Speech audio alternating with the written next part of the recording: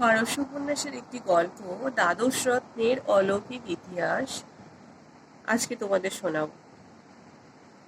অনেকদিন আগে বোগদাদ শহরে হারুন আল রশিদের রাজত্বকাল ছিল। তো সেই রাজ্যে রঙ্গন রাজ্যের ভারতবর্ষের রাজপ্রাসাদের এক বিস্ময়কর ঘটনার সূত্রপাত হল। রঙ্গন রাজ্য বিশাল রাজ্য, তেমনি বিশাল রাজবাড়ি, এ মাথা থেকে ও মাথা নজরে পড়ে না। এত বড় বাড়ি, আর সে বাড়িতে লোকজনই বা কত।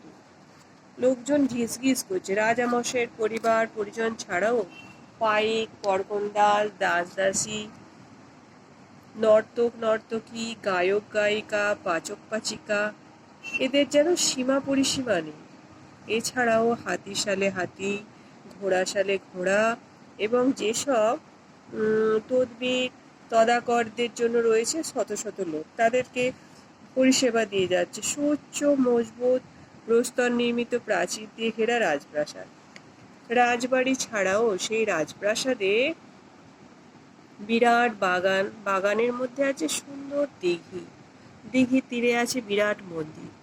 ওই মন্দিরের অধিষ্ঠাত্রী দেবী মা ভবতারিণী। শ্বেত পাথর নির্মিত মন্দিরের তৈল মসৃণ গোলাকার চূড়াটি ক্রমশ সরু হয়ে যেন গগন স্পর্শ করছে। বহু দূর থেকেও ওই গগন স্পর্শী চূড়া পূজাগণের দৃষ্টি আকর্ষণ করে। ওই চূড়ার একেবারে শীর্ষদেশে 12 রঙের 12টি বহুমূল্য রত্ন শক্তভাবে পাথরের সঙ্গে গেঁথে রাখা আছে। দিবারাত্র সর্বদাই রত্নগুলি হীরকের মতো জ্বলজ্বল করে জ্বলে। রত্নগুলির আকার আকৃতি কেমন, ওগুলোর সৌন্দর্যই বা কতখানি, তা কেউ বুঝতে পারে না অত দূর থেকে। নিকটে গিয়ে দেখারও কোনো উপায় নেই। মার্বেল পাথরের তৈরি অতি মসৃণ পালিশ করা গোলাকার চূড়া বেয়ে অত উঁচুতে ওঠা কার সাধ্য?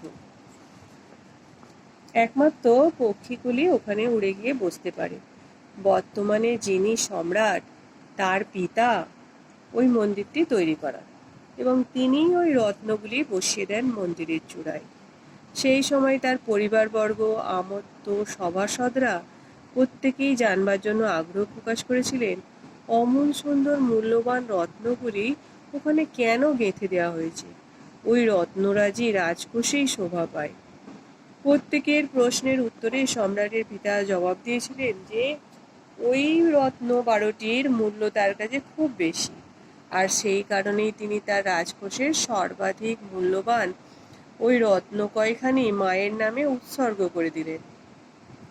রত্নগুলো সেদিন থেকেই ওখানে আছে, থাকবেও তো ততদিন যতদিন না মন্দির ধ্বংস হয়, কারণ ওই চূড়ার উঠে রত্নগুলি চুরি করা কোনো মানুষের পক্ষে সম্ভব নয়।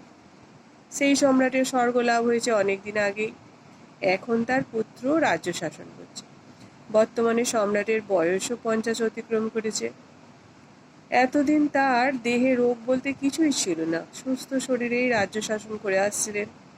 হঠাৎ তার দেহে এক উদ্ভট ব্যাধি দেখা দিল। পরপর 6 দিন মধ্যরাতে তার বক্ষস্থলে অসহ্য যন্ত্রণা উঠল, আর অল্প সময়ের জন্যই যন্ত্রণাটা হয়, আবার তিনি সুস্থ হয়ে ওঠেন।